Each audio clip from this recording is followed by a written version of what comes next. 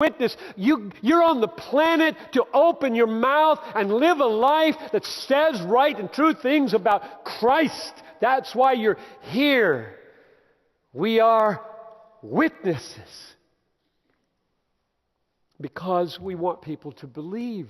Because we want them to be saved. And they can't be saved if they don't believe. And they can't believe if they don't hear a witness about the gospel. It's believing the gospel that saves people. The gospel doesn't come through the air. It comes through mouths, written emails, voice messages if they're not home.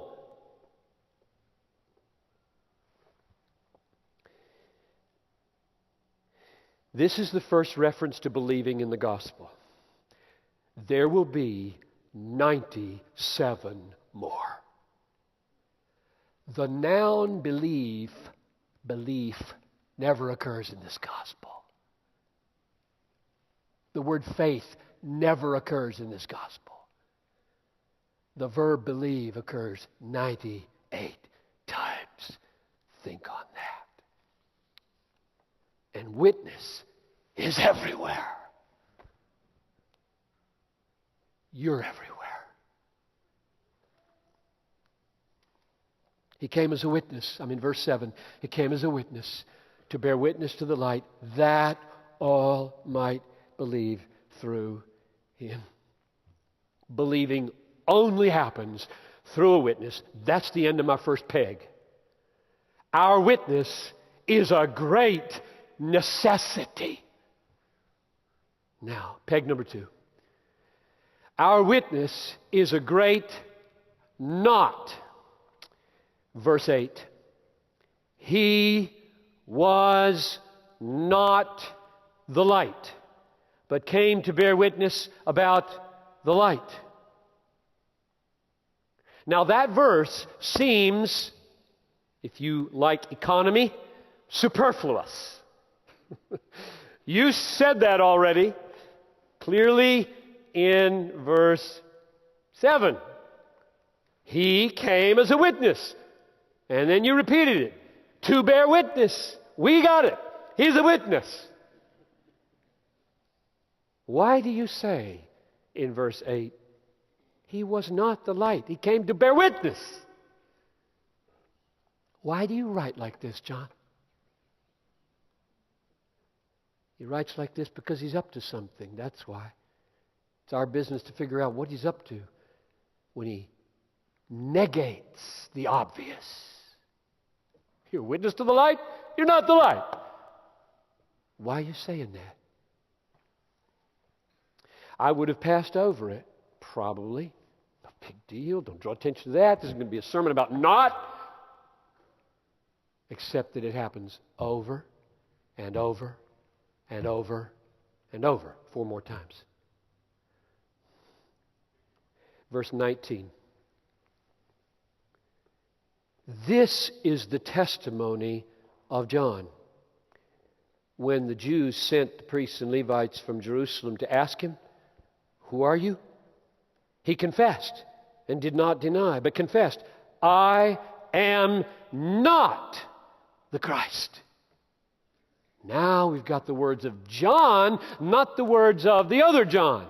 We got the words of John the witness, not the words of John the evangelist. But John the evangelist said, he's not the light. Now John the witness says, I'm not the Christ. What's going on here?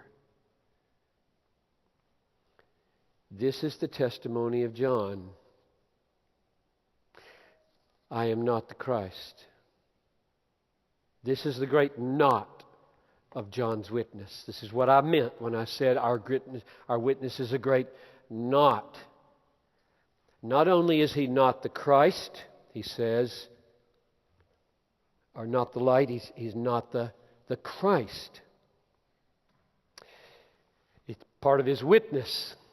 In fact, John the evangelist, the writer of the gospel here, is so bent on making us feel the force of this not that he piles on negatives almost to the point of unintelligibility. You might have missed it the first time over. Let me read it again. Verse 19. This is the testimony of John. Now, what's the testimony? What's the content of the testimony? This is the testimony of John when the Jews sent the priests and Levites from Jerusalem to ask him, "Who are you?" He confessed and did not deny, but confessed. Now, what did he not deny? He did not deny that he was not the Christ. That's weird.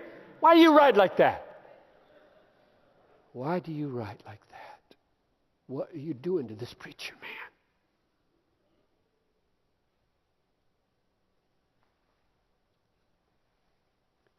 Part of his testimony was that he would not deny that he was not the Christ, but affirm that he was not the Christ.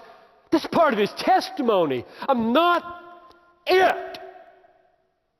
Why would John stress this?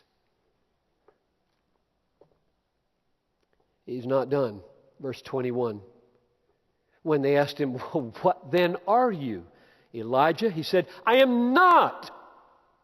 "Are you the prophet?" He said, "No." Of course, he was Elijah in some sense. He came in the spirit and power of Elijah. He just wasn't the physical reincarnation of the Elijah who went to heaven, remember, in a chariot and didn't die. So like some expected him to come back like that, and he's no. He's still not done. Verses 26 and 27. John answered them, "I baptize with water, but among you stands one you do not know, even he who comes after me, the strap of whose sandal I am not worthy to untie." There is a great knot in our witness. I am not the light. I am not the Christ. I am not Elijah. I am not the prophet. I am not worthy to untie his sandals. And if you want a beautiful statement, if it isn't already feeling beautiful to you, this is very beautiful to me. I'm getting close to the second thing that I felt very moved by. This is beautiful to me. You know, I haven't figured this one out yet, but I'm going to throw it out right here. You can think with me over the next weeks. The Gospel of John does not report the death of John the Baptist. He just disappears. So think on that one. All the other Gospels report the death, and John, you'd think, yeah, that would help. That would make the point. But the sentence I'm about to give you is what he substitutes, I think. So I'm going to read with you. You can go there with me if you'd like. John chapter 3, verses 28 to 30.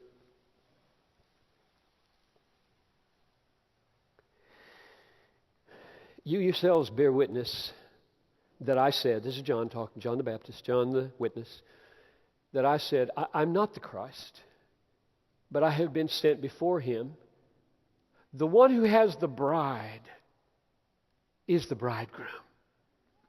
The friend of the bridegroom, he just stands and hears him and rejoices greatly at the bridegroom's voice. Therefore, this joy of mine is now complete.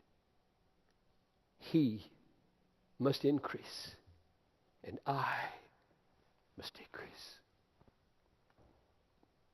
That's the meaning of all of these knots.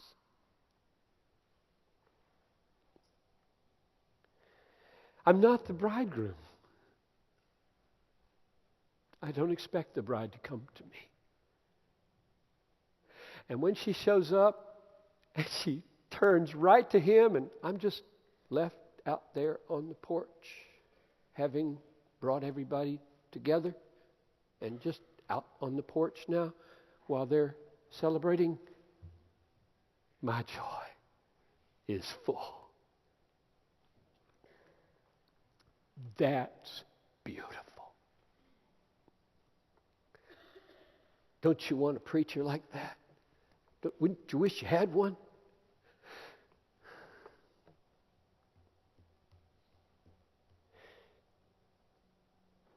This is the great knot of our witness. We will not begrudge.